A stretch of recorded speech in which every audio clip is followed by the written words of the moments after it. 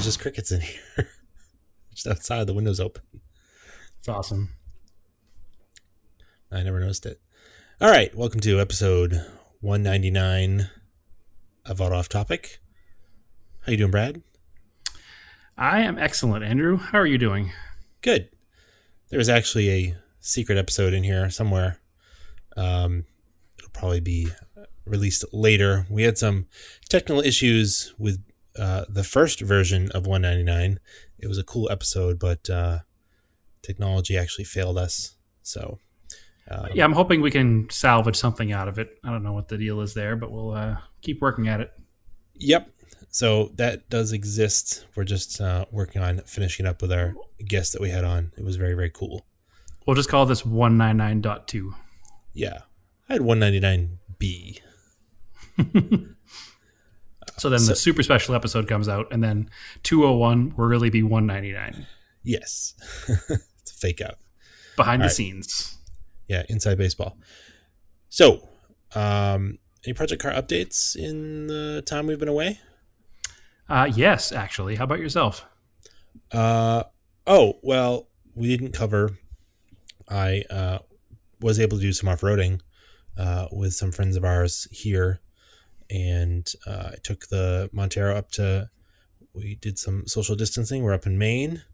We found some far-off roads. We found one road that was like just overgrown with grass, but it was still a road, and I ended up going like third. It was like this guy that we kind of had just met. He had a fully built 4Runner, a new one. But actually, he didn't have full skids. We thought he did. We sent him first. Oops. And then Jordan in his Xterra, who also doesn't have a transmission pan skid. I was the only one with full skids. I had the full ADD skids on my truck. Yeah, at the Adventure Driven Design skids, if you have Montero, definitely look them up. But Yeah. the funny thing is that you need them the most because you probably have the least ground clearance. Yeah, I'm at stock ride height, so it kind of belly drags a little bit because it sank into like double track. I had to get pulled backwards from our other friend with his Sequoia that's lifted. But once I got going, it was fine. I got out of it. I used 4-low, diff lock. A lot of flex and bounce. The poor dog was bouncing around in the truck. He was not happy about it. He actually jumped in the front at one point. He broke my cup holder. I have to go junkyard dive and find a cup holder for that. I might have to send you out to the junkyard in Arizona because these trucks don't exist out here. See if I can find one here. But anyway, yeah, all that flex, like afterwards, we're driving out some like normalish dirt roads that are like logging roads. They're kind of like rough, kind of have like washboard. And I heard like a really loud like rattling. I'm like, that's not cool. So we get back to camp and I look, I'm banging. A couple of the skid plate bolts just worked themselves loose, tighten them up, driving it home. Uneven roads, like it would rattle. I'm like, I feel like that's a sway bar. So like, look, sway bar links are still there. Okay, so then I finally get home. I'm like looking at the truck, looking around. The rear sway bar, the bushing on the axle, gone on one side. So it's like crazy how loud a sway bar bushing or link is missing. Like it like bangs through the whole truck and sounds like the rear end's going to fall out of it. Well, yeah, it's a giant, thick metal piece that's sprung steel, so it's going to reverberate and it's going to bang around. It's going to be noisy. So I think that's a sign that the rear sway bar at least needs to go. Yeah, it's not exactly necessary. You're not racing the car around. You're not doing anything with it other than commuting around town, and it's best to not have it for your off-roading, so you'll have less of an issue with your clearance. I got to look into. I think you can just take them off the front. I don't think it makes the trucks too floaty. I'll check it out. I did end up ordering some Dobinson's rear springs for the truck to lift it. So they're a 30 mil lift, regular spring rate. So hopefully they shouldn't make it like super stiff because they have all different. You got to go with the Australian stuff for basically any 4x4 or Japanese 4x4. What's 30 mil in freedom units? About an inch, yeah, in America units. Yeah, it's a little less than an inch. So the other option was like 50, and then you can get standard height, standard weight, overload, So like you can load up the back with all your gear and it'll keep it at the lifted height. But if you're running empty, it makes the truck super stiff and it's not going to ride that great. The other problem is I put those heavy tracks in a year ago. They're not an extended travel shock. They're meant for stockish suspension. So I didn't want to go over an inch of extra travel because I don't want to overextend them. So I think I'll be all right with an inch. I'll have to level it with the front torsion bars. I either can turn them up or I can reindex them like one notch. Okay. And just level the truck. But I should get like an inch of clearance out of it, which will be helpful. And then maybe run a slightly smaller tire and get a little more clearance? No, slightly larger tire. That's what I meant. Yeah, obviously. Yeah, eventually, I'll switch from the 31s to a 32 and get a little more clearance out of it. But 32 inches. That's going to be turn us into a full off-road podcast. We're going to be rock crawling in no time. Yeah. And then at some point, I've got sliders coming for it. I don't know when they're going to ship me those, but... And then again, Adventure Driven Design was having a sale on his front bumper kit, so I got a front bumper coming for it too. Oh, do you? Yeah. Is it to build your own? Yeah, I gotta have a friend of a friend who does welding on there. So the guy that does the cage work on the Spaghetti Rally car does side work for welding. So I'll set up the width and then I'll just have him weld it because I can kind of weld, but I'll spend all day trying to weld this thing. It'll look like booger. So, well, it's mostly welded on the inside, right? Yeah, but it's like, and it's pretty thick steel. I know, but I still want to practice more. I'll booger up some exhaust stuff before I mess up.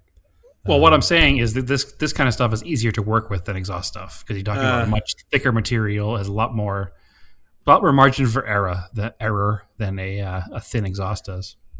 Maybe. I don't know. I'll look at it. No, maybe, definitely. But I mean, I get it. I wouldn't want to screw something up that I spend a lot of money on either. So yeah, it's definitely a concern. Yeah. Well, considering like an ARB bumper for one of these trucks isn't set up for an American market truck, you'd have to cut and weld the frame horns on the bumper. Mm-hmm. So you might as well, and those bumpers are $1,000. Yeah. So you might as well go with the ADD kit that's $300. And you're going to assemble it, but support a friend, and it's going to wind up having almost the same amount of work anyway. So yeah. Are the sliders from him too? No, the sliders are from Rocky Road Outfitters because they are bolt-on. Okay. I was recommended bolt-on by several close friends because they're just easier to deal with. Some people have theories about welding frames, whether it's okay or not. So plus if you ever want to fix stuff, you can. I don't know, they're just easier to set up. So yep. Well, you can take them off for whatever reason you have to, whether it's body work or working on other parts or whatever. They're easier to deal with. The Rocky Road ones are a little beefier than like the standard ones you buy welding. They have like a square bar underneath with tapered ends and then a part that comes out. Are these available from Australia as well, or are they American parts? It's an American company, actually. They're out of like Colorado, I think. Awesome. It takes like 8 weeks to get them, and that was about 8 weeks ago. So I actually need to email them, see what's going on, because I haven't heard anything from them. Well, they probably make them to order, right? They don't have them stocked. Yes, that's what they said. So it would take like 8 weeks. So I just would like to, like, are you guys you ramping up for production, or like, am I gonna have them before winter? Like, money's out. I want my parts. Yeah. So that was with that. So that truck got some love. And some use, which is important because it hasn't had some good solid off-road use in quite some time. Yeah, I still haven't, I still got to get around to welding in that exhaust for the Galant, but we'll get there. I get it. Life is busy. You're busy building a kitchen still, so. That's getting close. And a baby. The baby. He takes care of himself. Yeah, sure. He's already applied for his first job. It's fine. That's right. I asked him the other day, when are you going to mow the lawn? He just kind of stared at me. Excellent. At least he didn't cry. It's a good start. Project car updates here. I haven't had a lot of chance to work on things. A lot of other stuff's been going on. I think last time we talked about it, I said I was going to pull the engine. Did I get that far yet? Yeah. I'm not sure. You're going to buy a hoist. You're going to pull the I was gonna, engine. yeah. So I was going to buy a You're hoist. going to LS swap it. No.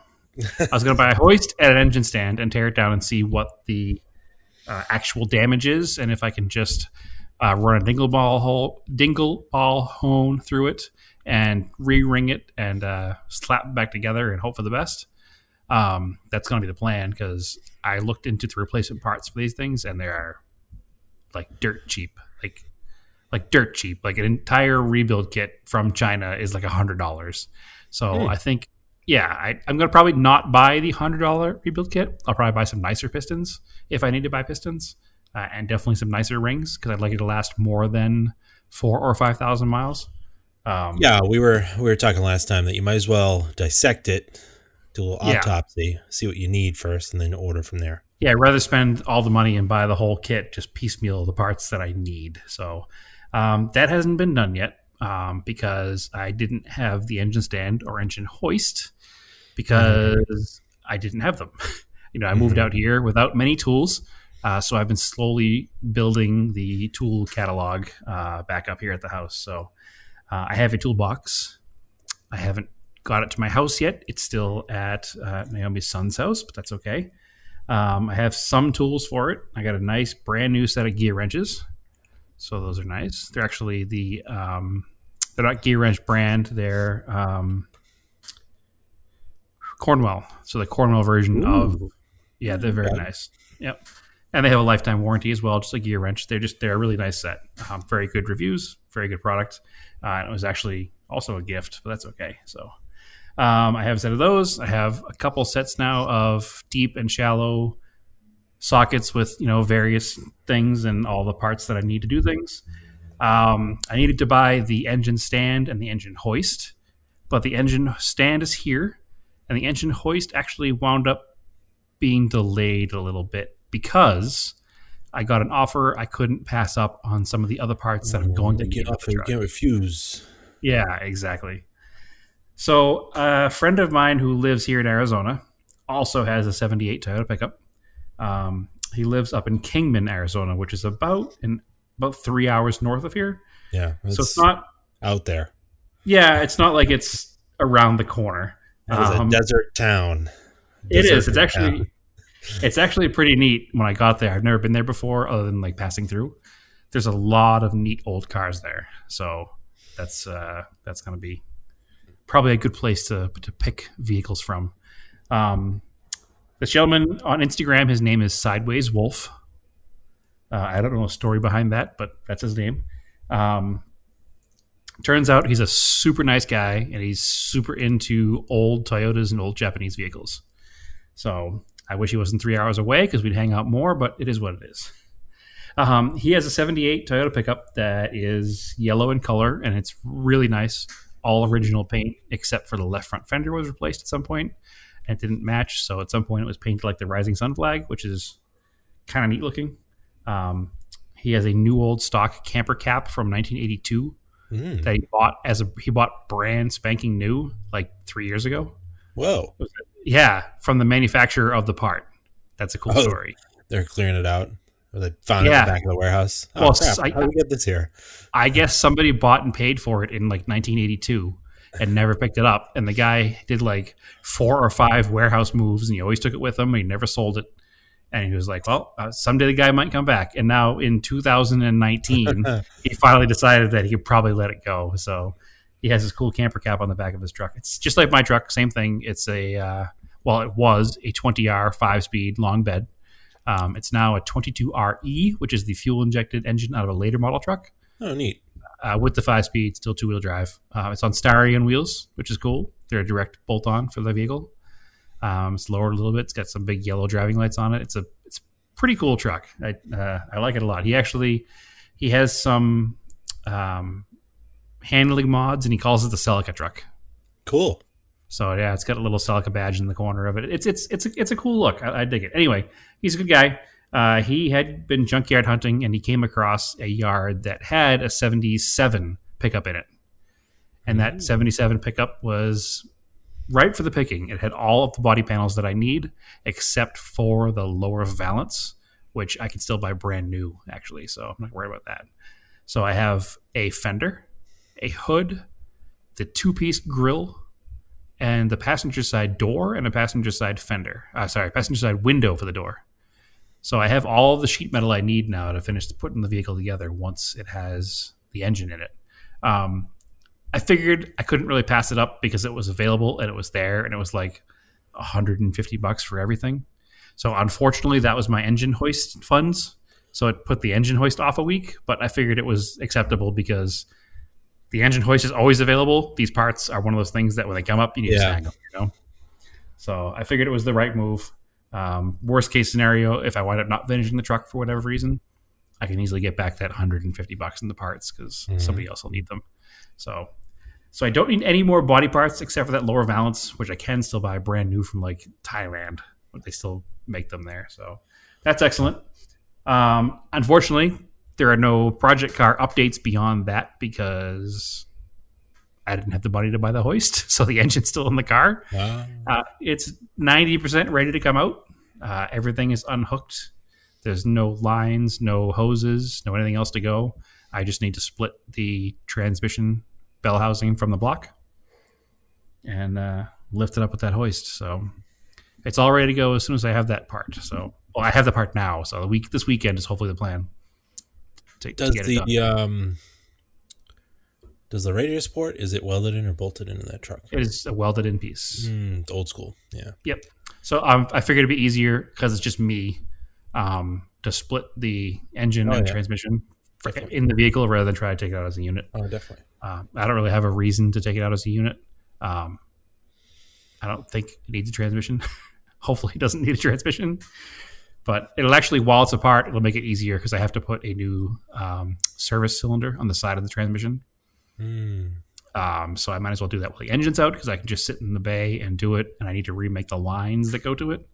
So I can do that all while the engine's out, be a lot more access to do all that. So I'll probably have to rent a flaring tool because it's not in the budget to buy one right now. So No. You haven't, I mean, hopefully being out there with not so many rusty things, you don't have to do all kinds of brake lines all the time. Yeah, I'm hoping not. So I don't want to buy one. I'd be surprised if they even have the copper brake line out there. I don't know what kind of brake line they have here. Yeah, I'm sure they do. I've noticed that a lot of the stores, it doesnwe seem to matter that we're in Arizona. They carry the same things they carry in Massachusetts at the same time of year, which confuses me. To go way off topic, we were at a Walmart. Actually, you were with me when you were out here, and we were trying to buy like summer toys. Oh, right. But it was October. Because there were a bunch of kids that were at the thing we were at. We were trying to get something to entertain them. Right. Yeah. But it was October, and all the stores had winter stuff out. And we're like, yeah, but it's Arizona. It's never going to be winter. And like, yeah, sorry, all that stuff is not here. I'm like, people want to use that in the wintertime here. It's nice outside. It's like from corporate. Like, yeah. I remember now. We wanted a Frisbee, and the lady was like, well, they're not in the toy section right now. You have to go to the pet section. We get dog quote Frisbees. Right, which are the same things, just instead of having a sticker on them that says like paw playtime, it's got like a sticker on it that says I woof you, or something like that. So it's weird to me that they don't change their stock here. I don't know if they just figure that people will buy it whenever they want it, and it'll just, I don't know. Maybe people here I have to learn how to buy my winter things in summer and summer things in winter. It's like you don't think of buying a bathing suit in the spring. You go to buy one in the summertime because you want to go to the beach and you're hot. Right. And you realize they've got fall clothes out at the store. And you're like, it's July. Yeah, exactly. I don't need a flannel shirt right now. Like, well, you should have planned, sir. You should have known when it was still snow on the ground that you wanted to go to the beach. So, but it's funny because I was thinking about even back to 10 years ago or so when you and I and Stephanie were out here the first time I ever visited here. And we went to California, and I wanted to go swimming. And we had to we had to seek out a store that had a bathing suit. And we wound up, I wound up paying like $55 from a surf shop because they didn't have any in the stores. I was like, great, but I don't care. Yeah. So I guess I should have known that going into it. But anyway, so there is progress in the truck. The important thing is that window, because I don't have a window in that door. That door is janky. So I'm glad I have a nice one because I didn't want to fix that. So now the cab can be weather tight. Not that we have weather, but once it's nice inside there and I do the restoration, obviously I want to have a window. Excitingly, I've also been piecing together an AC kit for the truck for when it's ready to go. Ooh. I haven't bought the parts yet, but I was discussing with our mutual friend, Josh, who actually runs ADD. He has a solution that doesn't cost $1,000, like a vintage air kit. So that's interesting as well. So I will share that information eventually, I think. It's basically, there's a manufacturer that still pretty much makes the kits that were put in cars, like port installed or dealer installed AC in the 70s. Yeah. You can still buy those kits. So the plumbing and the control unit that goes in the vehicle is $63. Oh, okay. Because they're making the same thing for 55 years. Well, once you get ready to do it, you ask my dad because he's the AC expert. Yeah, for sure. That's like his favorite thing in cars is doing AC. Yeah, well, he's in the middle of swapping his Colt wagon to a 2.4. Yeah. And he has a full AC kit in there. He's into the whole AC kit for like $300. Ooh. Yeah. Yeah. Exactly. Yeah. So yeah. I don't know if it'll be ice cold, but it'll take off the edge, you know? Yeah. I was just talking to my dad about we got to go through, because we haven't really been driving the old cars too much. My mom's been driving her Beetle around. Actually, that needed that's a project car update right there. Yeah. All of a sudden, the fuel pump got real noisy. And my dad and I were looking at it. I was like, yeah, it's pretty crazy. So he went to throw it up on the lift and he ordered a pump for it and a filter. Turns out, I was like, listening to it, I'm like, man, it really sounds like it's sucking air. Like it sounds like a power steering pump when you've got like low fluid. Mm-hmm. He's like, yeah, it's pretty noisy. So I had gone away for the weekend. He had fixed it. He was like, yeah, it turns out the fuel filter was totally clogged. And I remember when you looked at that car for us and you were talking to the guy, I feel like the reason he sold it was because the car sat for a number of years and never got driven, so he wasn't using it. It was started and rolled around the garage, which is the worst. Yeah, so that there's probably some sediment in the tank. So I was talking to my dad, we're probably going to just keep swapping filters for a little while because it started to get noisy again, and my mom drives it around a lot around town, especially that she just retired. Congratulations. Yeah, absolutely.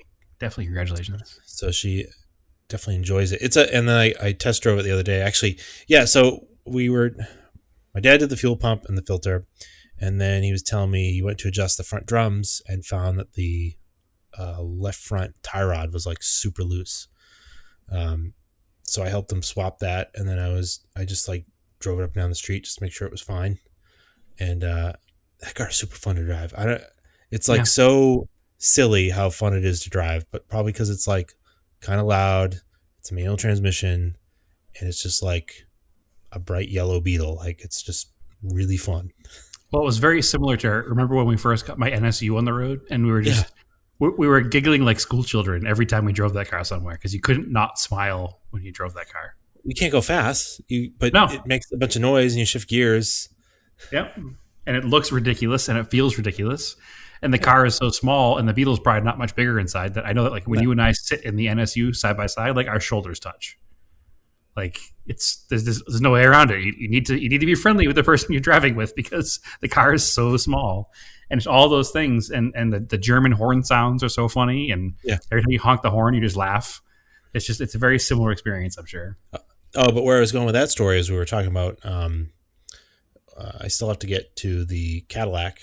75 Cadillac because I do have all the bumper pieces that I ordered last summer. They came in like August. Yep. And they're all repo. These 70s cars had these plastic bumper filler panels that now 40, 50 years on have they disintegrate. Like you just touch the plastic bumper panels because they're kind of like rubberized. Yeah. So they flex. They disintegrated 10 years on into their life.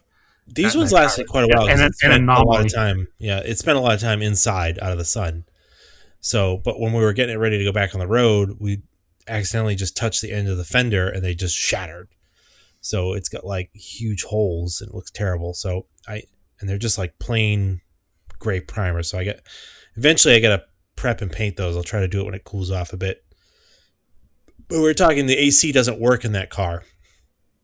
And that's where the AC thing was coming from, because we want to get the AC working in that car. I think it needs a compressor and maybe a couple lines Right. or something, because that car is so big, and like to drive it around, it's got leather, and like you just don't want to sit and sweat in that car. You want to have the AC working. Right. And It's got a 500 cubic inch V8. You want to use that power that yeah, torque to spin the AC compressor. exactly. The 175 horsepower, I want to take away 40 of it to turn the giant AC compressor. Yes. Actually, no, GM compressors were fairly efficient in the 70s. So Oh, I'm sure. it was the Chrysler ones that were bad because Chrysler had V-twin air compressors. They were Oh, like pretty much like tiny Harley Davidson yeah. engines that they had under the hood of the vehicles. So they were pretty terrible. The GM ones had the concentric plates. So Yeah. We've got some R12 squirreled away, so I think we might fill it with R12, and then it'll be like super cold. that'd be awesome. Um, My Eclipse has R12 still, and it's like an ice box when it's 100 degrees out, so it's good. yeah, the Glant I converted to 134A. It's okay. It's like, it will keep you cool, but it won't freeze you out. Right. It's just like Well, the the problem most with converting from a R12 to 134A. It's like there's a different. You change like the amount of pounds that go in. There's like a little conversion.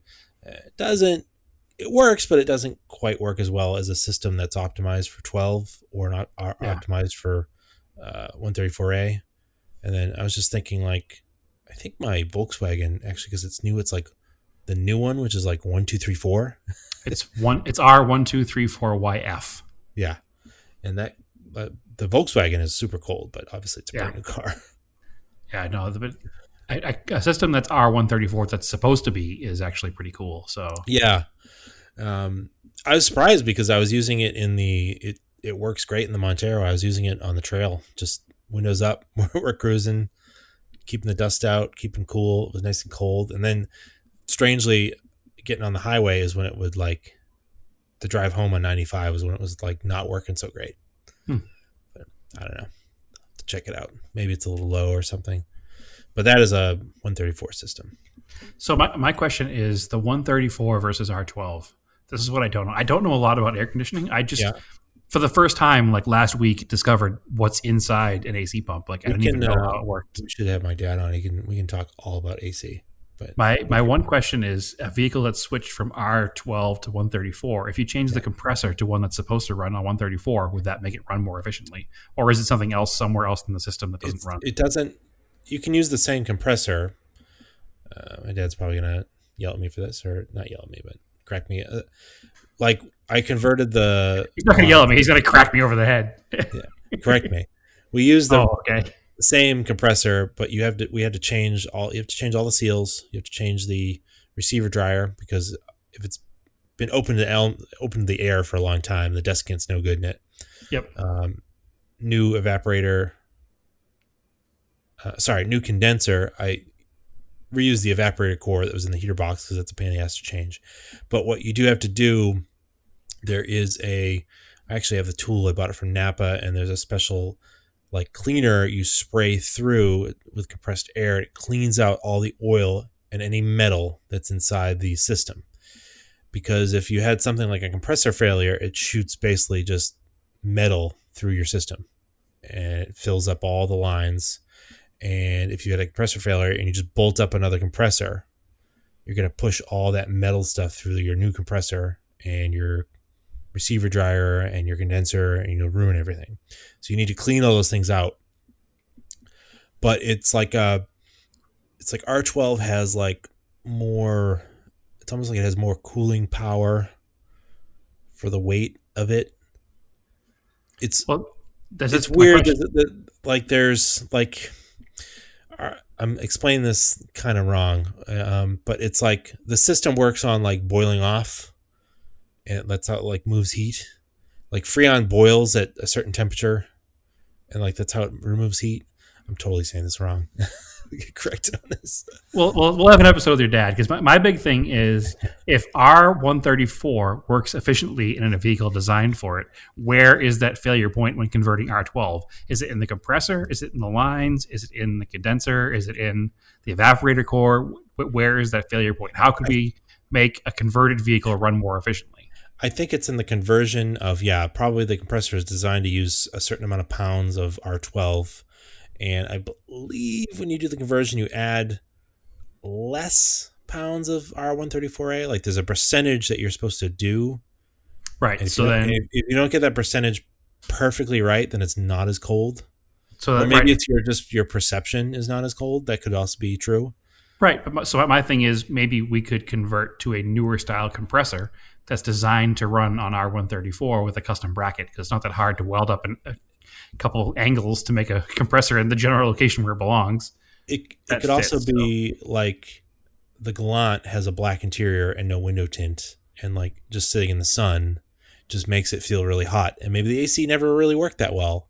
Like who knows? Well, I have a 1993 Eclipse, which is probably the same system the Galant has. I'm sure. And I'm here in Arizona, and we were driving it last week when it was 115 degrees out, and there's no window tint, and that car is all glass.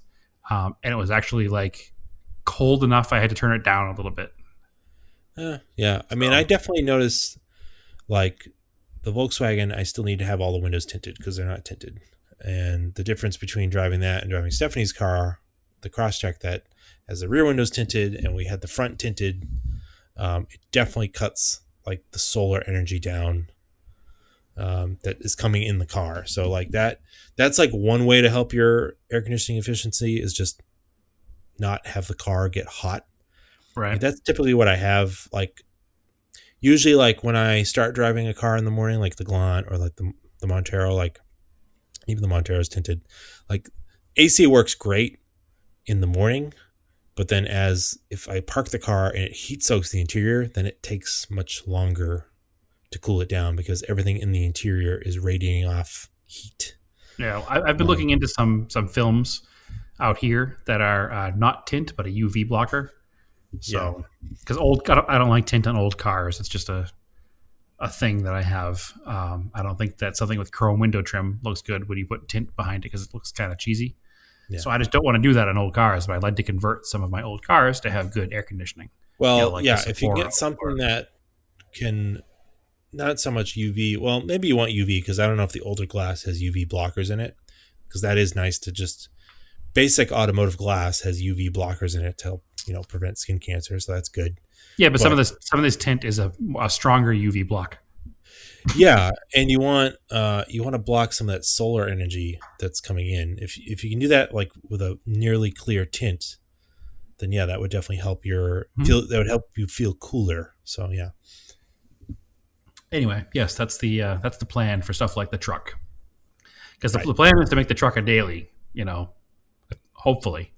But obviously, living out here where it's 115 degrees in the summer, I'd like to have a functioning AC system. But right. No, it's definitely, as I've gotten older, like, I still need to put it back in the Talon. It's really nice having it in the vehicle. Like, I've never really ever had it other than on a couple of modern daily drivers because I've driven old crap cans my entire life.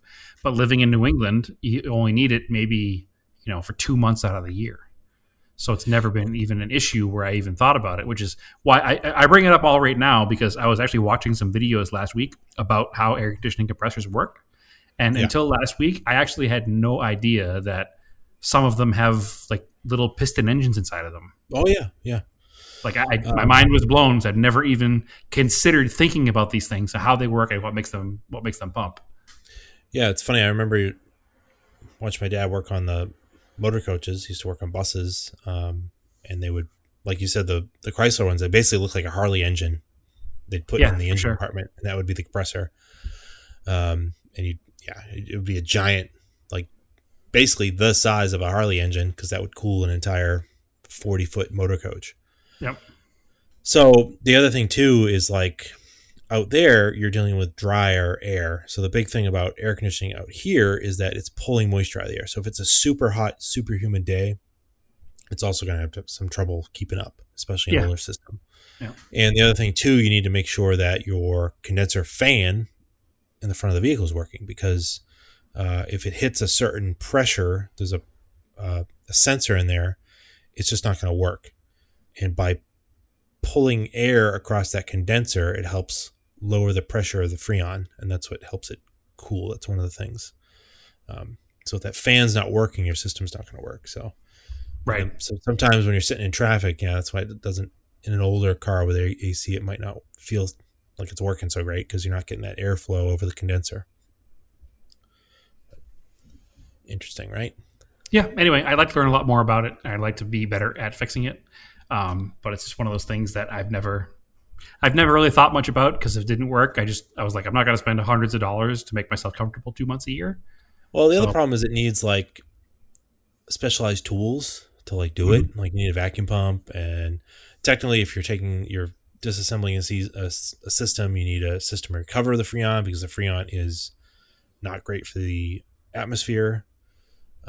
It's basically an ozone creating gas or a depletion. It does something to the ozone layer. It's not great.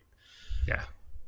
And then if I you remember want to being, I remember being super mad when I went to do the time belt on the 89 Montero because the belt was off the compressor, so it had probably seized. And like I just completely assumed that a 30-year-old truck, it didn't work. And I broke the seal to get the compressor away from the engine to do the timing belt, and it was like, I was like, oh, that was full with R12. So that means that it's your fault that it's so hot in New England right now. Yeah. Yeah, I was like, oh, that's not great for the environment. And that was really expensive Freon that just went out in the atmosphere, and that could have been made to work. It's funny because the Sapporo, the compressor is seized as well. But I've never actually gone and looked into making that any better. But I wonder, too, if that car still is full of R12. So yeah, well, there's specific gauge adapters. I do know this for an R12 system and a 134 system. You can't connect the gauges to the ports. Well, it's specific everything. The ports are different, so you don't accidentally put 134 into a 12 tank during recovery or vice versa. And the ports are different also on the new 134Y YF. I think basically the cans of the spray stuff is bullshit. Like, if your AC is not working in your car, there's a reason why it's not working. It either leaked out, you have a leak, or it's something else. Like, you can't just charge it up because it's just going to leak out again. So, well, if you have a slow leak, you'd be fine. Last couple of years, it's not great. Well, no, it's not a good idea, but I know, like, one of the things we usually do when we're setting up a system, Dad has a vacuum pump. We'll set up the whole system, replace what seals that we need to leak, that we're leaking, because he's got like the sniffer tool that like goes crazy when it gets in your Freon. It's like beep beep beep beep beep, and like tells you where the leak is. Like, we fixed my WRX that way. It's like a Geiger counter. Yeah. So, usually, like, if the system's completely empty, you can pull a vacuum on it. This does two things. It boils all the water off that's inside the system, because you don't want any water inside a AC system. And then you leave a vacuum on it. You can leave it for like 24 hours. You put your gauges back on, and if it's still holding that vacuum, you don't have any leaks. So you can put your Freon in. It's not going to leak out. So it's like cool. I said, I have a lot to learn, but also I live here in Phoenix now, where there's an AC shop on every corner. So maybe I don't really need to learn. Yeah, it's not super common here at all. People I remember in the past trying to get AC fixed on a vehicle, and a couple of people I knew who ran shops were more like, I don't really want to deal with that right now. Like, the body shops all know how to like suck it out and refill it because they put new condensers on whenever a car gets in an accident in the front end, but they don't really know how to diagnose or fix the things. Right. So anyway. Yeah. Side chat. Yeah. So we're gonna. That's a good topic to have my dad on for. He'll be excited for that. Anyway, there's some cool stuff that has been going on in the car world that I do want to talk about. So recently, like this week, it's Bonneville Speed Week at Salt Flats, which wasn't canceled, surprisingly. Well, you gotta figure it's kind of in the middle of nowhere, anyways, and it's probably easy to restrict it to just the teams. Like, there's not really spectators. Yeah, it's not really a spectator event. You could go and you could spectate, but they probably just said like no spectators, or we are going to. Yeah, I mean, that's the plan. When the truck is done with air conditioning, we're going to drive it there. We should. So, I mean, it's in the middle of Utah, so like there's nobody there anyways. It's like sparse. But the cool thing is that there is a team called Speed Demon. They have a Streamliner, and they have just become the world's fastest piston-powered vehicle or on land, which is kind of insane because they did, what was their record? It was like 470 miles an hour. Which is an insane number on land. That's their like two-way average. So come to find out, I was reading about them. They built the car. It's turbocharged, but they can run multiple engines, so they can go for multiple class speed records. So it's an LS based engine, but it's a big block, and it makes like, where is it here? What was the horsepower? It's something crazy. So they've got it's something like 10 horsepower per cubic inch or something like that. Like, so it's a 3,000 horsepower engine. Yeah, ridiculous. It's so twin turbo, I think, right? Yeah, it's 443 cubic inch LS based V8. And then they brought small block Chevy V8s to run in different classes. So I don't know much about land speed record classes. Fully admit that, but I guess simply by changing the engine would put you in a different class, which I guess would make sense. Yeah, so the class that they did the 470 mile an hour average in, they run a 555 cubic inch twin turbo engine. Okay. Yeah. Bananas. Absolutely bananas. It's crazy. 470 miles an hour. That's the speed at which you travel in an airplane. I mean, that's not like it's a commercial airliner, like heading west. You're heading into the wind at that point. Yeah, you're 470 miles an hour. And to think that you're using that kind of speed on land with tires touching the pavement.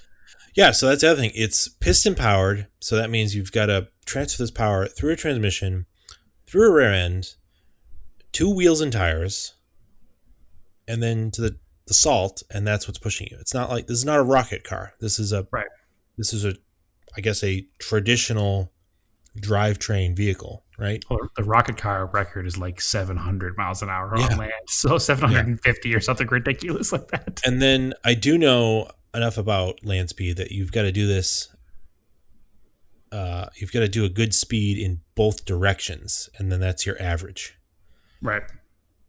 So I believe they actually went faster than that in one direction and then a little slower in the other direction. Probably depends on wind and conditions of the salt.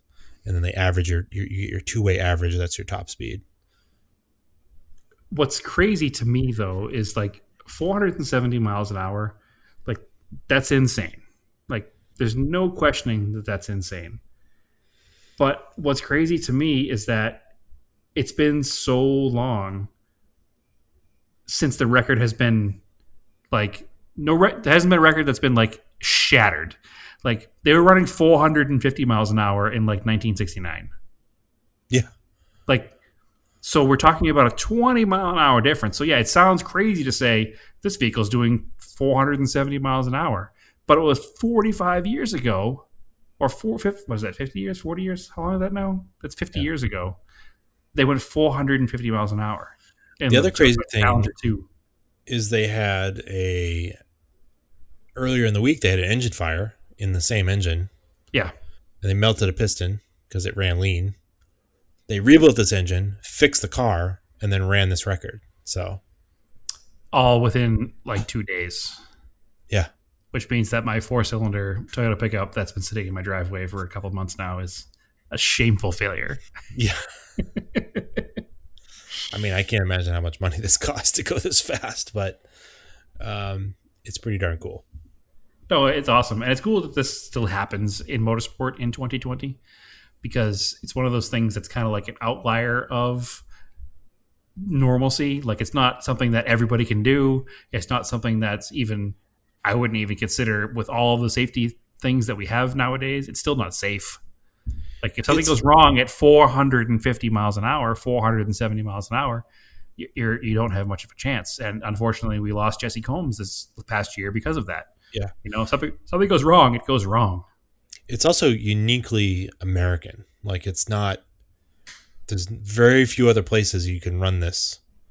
That they let you run this because it just happens to be these wide salt flats in Bonneville. Yeah. Yeah, space is the big issue there. There's not a lot of space.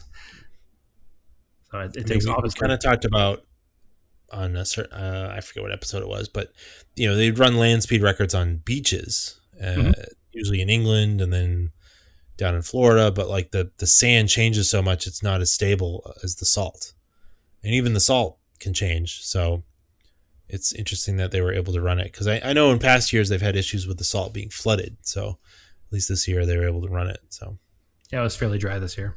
And even then, this car needs like a push start from like a truck. Well, most of them, most of them do because of the gearing. Exactly. Well, you watch even the motorcycles; they'll usually get pushed like by human power.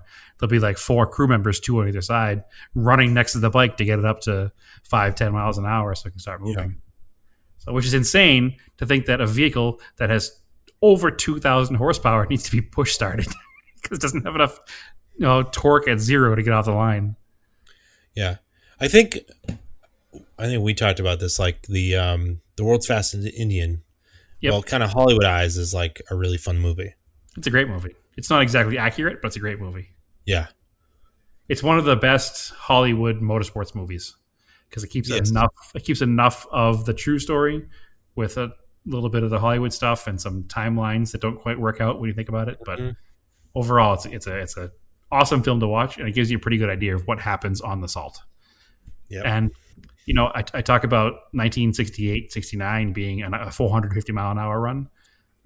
Bonneville wasn't much different in the late 60s than it is now. No, other than some electronic timing equipment and fuel injected engines. I mean, it's the same. Like one of the last big deal grassroots motorsports. Yeah, I'd like to go and see, especially some of the stock body vehicles that are doing it. Yep. I know there was I don't know if they still do it. I know there's a Galant that does it. Yeah. Which is awesome. But I love the old school, 50s style hot rods that run up and down this thing because that's what I grew up watching, reading Hot Rod magazine and stuff. And I remember seeing all those. And that's as much as I love the Japanese stuff that we own and play with all the time, like that traditional hot rodding stuff is really very interesting to me. And I haven't quite pulled the trigger on buying something like that, but someday I will.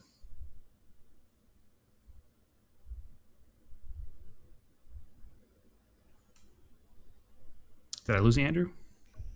Oh, nope, there you are. All right. Nope, I'm here. Sorry, a little dead air right there. I thought a siren was going to go by, so I hit mute. But it didn't. Gotcha. It's way off in the distance.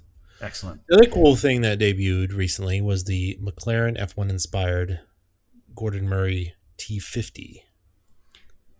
Yeah, I have. I didn't think that I'd be into this thing until I looked into it, and I was like, okay, I'm on board. So the positives.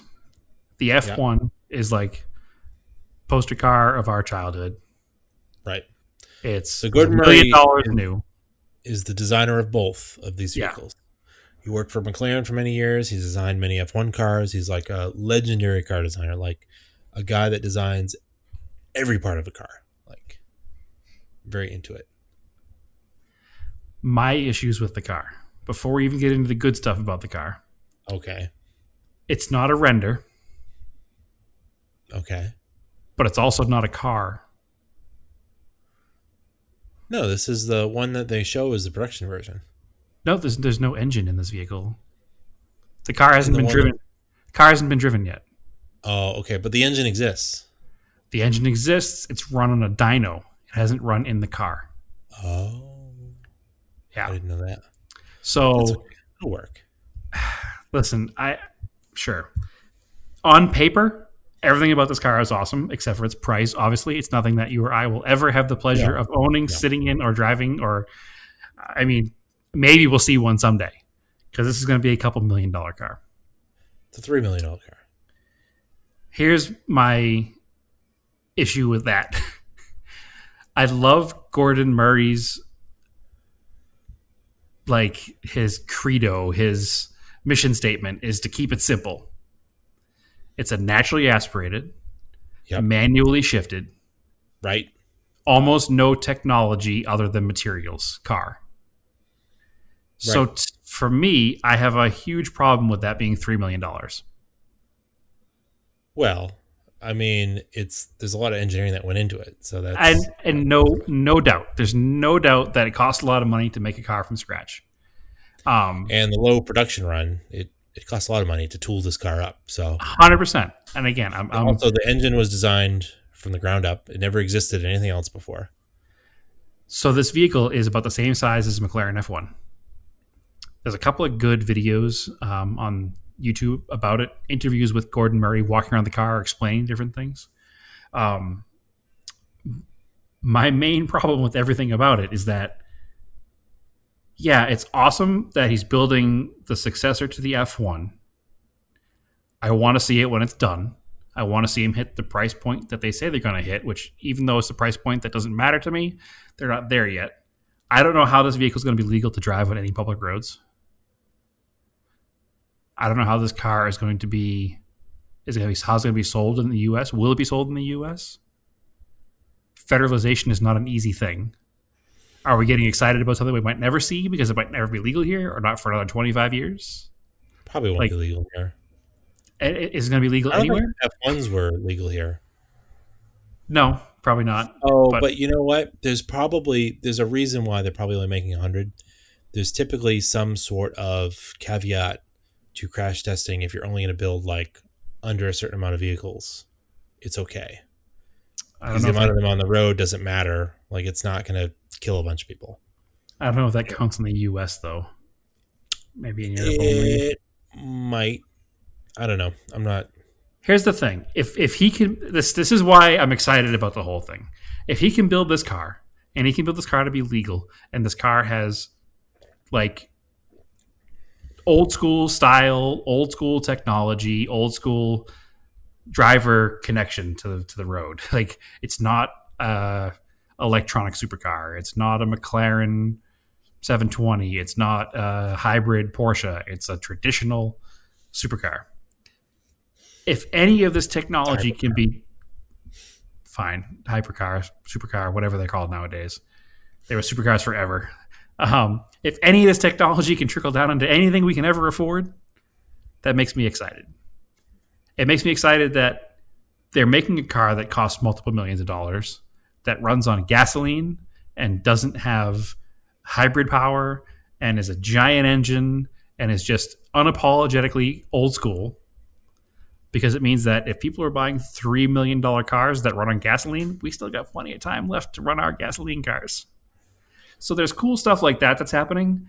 I'm more interested to see what happens to this car once it's actually put together and driving. It's easy to go, ooh, goo goo gaga over renders, a physical concept car. It's another thing to have a car that functions, drives like you expect it's going to, and is a produced car that people can actually buy.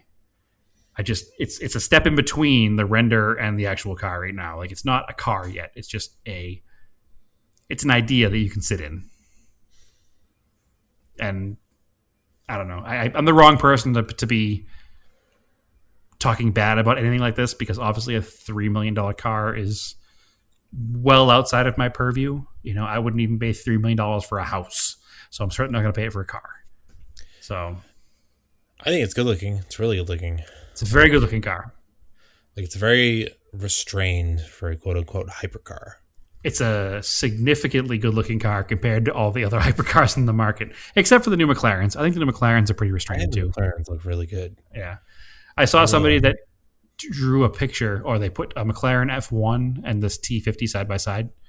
And they just drew like the airflow lines over both vehicles. And it's basically the same car. Yeah, it looks like a 2020 version of an F1. Yeah, it's got some very similar lines and some very similar shapes. I've heard people complaining about the headlights. I don't understand. They look fine. The giant Porsche Taycan headlights, but the giant fan in the back is interesting. I think it's well integrated. When I first heard about this, I was like, "That's going to look terrible," but it's pretty well integrated. It looks like the exhaust on a Pagani Huayra. Yeah, That's what it Yeah, reminds I'm me getting of. Pagani vibes out of this thing. I mean, Yeah. So Pagani is like buying a fine watch of a car. Like that's yeah. what it reminds me of a Pagani, where this is like, I don't know, more like this is like the future of what a hypercar should be, I guess. Oh, I I think guess so. what they're trying to do. Yeah, So regarding that fan, yeah. do you know much about that fan yet? I know that it's supposed to remove all the air from under the belly pan, So and then also my create brain, a virtual spoiler on the car. yeah. So my brain initially, when you think fan car, I think a fan in a car. I think back to the Chaparral, Yeah, which ran in like the late '60s, I think, or early '70s, yeah. '68, Then there was a McLaren '70. F1 car, I believe, that had a fan too. I think it was 1970. The Chaparral did it, but there was literally like a rubber bladder that went down to the ground, and it sucked the ground up through the vehicle. Mm-hmm. It was Yeah, it, ground if it effect. it sucked it to the ground. It was an actual like vacuum system to give the car more downforce or more grip in corners. So Well, my what this is going to do is going to evacuate even more of the air that's right. underneath the vehicle, and then So you create low pressure, so the airflow over the top of the car is going to push it to the ground. which is what I was trying to figure out when this thing was first put out there was how is this going to work? But it's interesting to see that it's not a quote unquote vacuum. It redirects air. So Yeah. it's just like any other hypercar now has tons of ductwork and tons of vents and things that redirect air in different directions. Or like the new is the new Ferrari. I don't know. Basically, you want to Ferrari's create called. That uses as much exhaust for the same thing. yeah, you want to create as much negative air pressure under the belly of the car, Yeah. and this is going to suck it. That's going to allow the air flowing over the top of the car, just like it's going to be the reverse of an airplane wing. It's going to push it to the ground instead of lifting it. Yeah, so I was thinking about it as the vacuum system, but what it really is it makes the most efficient use of all the air under the vehicle instead of it being like it's like a net zero loss of air. Like every bit of air that goes over the vehicle or under the vehicle doesn't get lost. It gets used as some energy in another way, which I thought was interesting. Because my initial brain again with the vacuum, I was like, well, the streets of New York and Boston aren't the same as a racetrack. There's garbage and trash, and this is all gets sucked up into the system, but it doesn't work that way. There's going to be things that direct the air into the fan, and the fan redirects the air in other ways. Well, So that's the nice thing about this system is like looking at the car, it doesn't have a bunch of ridiculous like winglets all over it. right. It's very again that goes back to the subtleness of the car, which is amazing. It's for a vehicle that was designed in 2019, 2020. It certainly has a pleasing aesthetic and doesn't have that like over the top Lamborghini look or over the top. No. Every car now every supercar seems to have They're that. just not. New Lamborghinis are just. Ugh. Yeah, well, they're a look at me car. Yeah, the only thing, like, again, my favorite supercar, hypercar is I think it's the 720S McLaren. Yep. I'm getting the number right. I think it's a very pretty looking car. Yeah, they're simple. Even the new Ferraris are kind of like, meh, to me. Yeah.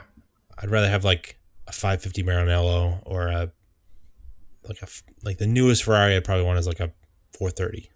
Well, here's the thing with any of these cars. The average human being can't drive them to their maximum capacity anyway. No. So if you're going to spend $2 million on a car, it's because you have the money to spend $2 million on a car. Yeah. You're not going to get much different of a driving experience that you couldn't get from a $200,000 Porsche. You know what I mean? You're not going to make faster lap times in your Not really. Ferrari or Lamborghini or Pagani than you would in your 911 GT whatever is the current fastest 911. Because for average human beings, it is what it is. You're not going to go any faster than you can go. You buy a Pagani because it's literally a piece of art. Like that's 100%. Yeah. And you're super wealthy. But what's even interesting, I was reading an article about this car and that like Gordon Murray even sold his McLaren F1 because they were too expensive. Yeah, They're to worth maintain too and much keep money. running. Yeah. That's Which is kind of wild. Yeah. Well, you need to have a functioning computer from 1991 to keep the thing running. So That and like they're like a $13 million car. So yeah, Yeah, it's To crazy. even drive one on the street is like a huge risk. Like I guess the insurance is insane on them now. And I'm sure that the McLaren F1 owned by Gordon Murray is probably the most expensive of all the McLaren F1s. Yeah, even probably more expensive than the Rowan Atkinson one.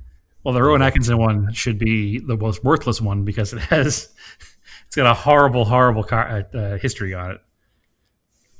I wouldn't want to see the Carfax in that car. No. It's been wrecked 3 times and totaled 3 times. Hey, at least he drove it. No, I had no question. I'm sure he'll buy a T50 if he can too. Yeah, I mean that's like such a weird thing, right? But I mean, yeah, that guy looks goofy, but made him a lot of money, didn't it? Oh, 100%. I would act like Mr. Bean if it paid me like Mr. Bean got paid. Yeah, right. If I can afford a McLaren F1, I'll do it all day. I'll drive my car in character if I have to, I guess. But I don't know. Supercars, obviously, and hypercars are kind of out of my normal thoughts and care. This is the only one I've cared about at all in recent years because it's a simple vehicle. But at the same time, I don't care because it's $3 million. That's not even a real number. Like I don't know what 3 million is other than like blades of grass in my backyard. It just isn't a number I think about.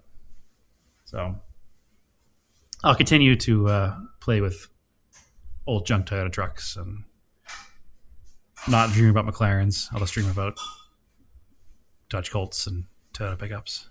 But anything else in the news this week, Andrew? No, not really. We got a big NASCAR race coming up this weekend that I'm actually legitimately excited for. Oh yeah.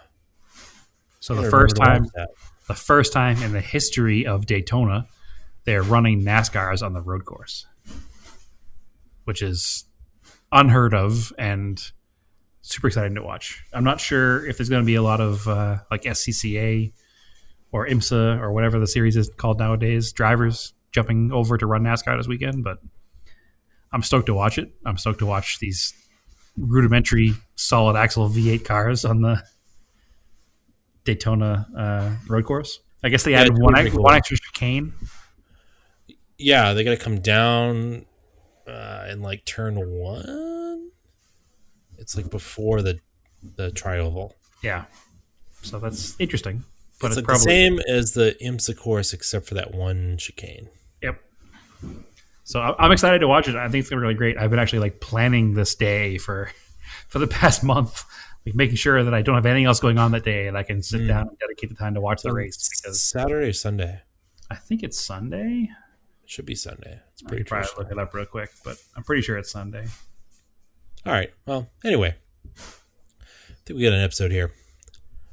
I think so. You can find us on Auto Off Topic Podcast on Facebook, Auto Off Topic on Instagram, Auto Off Topic on Twitter. We're just kind of like and post there. I haven't really posted much. I still haven't logged in yet. Yeah. You can find me on Instagram at Raced in Anger. And Brad, where can I find you? They can find me on Instagram at TSISS350. The NASCAR race is Sunday at 3 p.m. Eastern time. Right. It's the for a race I'm so excited for. It's got a terrible name. It's the Go Bowling 235. Go Bowling? What? Yeah. Is there like the association of like bowling alleys like banded together to like?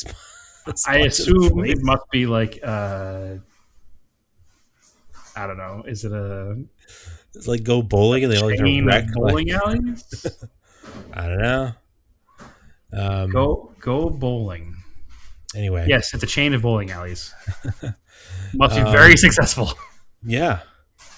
So also thank you to everyone that participated in the dirt rally thing. I'll try to space it out like 3 or 4 days instead next time. Well, I think the big thing is that their events were too long and they were too many of them. Hey, I made it hard. Yeah, you made it so hard that I missed 2 events myself. Yeah. So, I missed like the last 4. So I think that 4, maybe 6 stage rallies are best, and to do them maybe 3 days to finish them, just so we have enough time to get everything done. I think that it was a good experiment, but it was a lot of dedication for time for people who have lives. Yeah. We're not 17-year-olds playing video games anymore. We're adults, and we don't have that kind of time. Mm-hmm. So anyway, I think we should also put together. Actually, we've talked about it before. A lap time challenge on Forza. Oh yeah. I gotta figure that out. How we can do that. Yeah, but we just do screenshots. Okay. And you can post.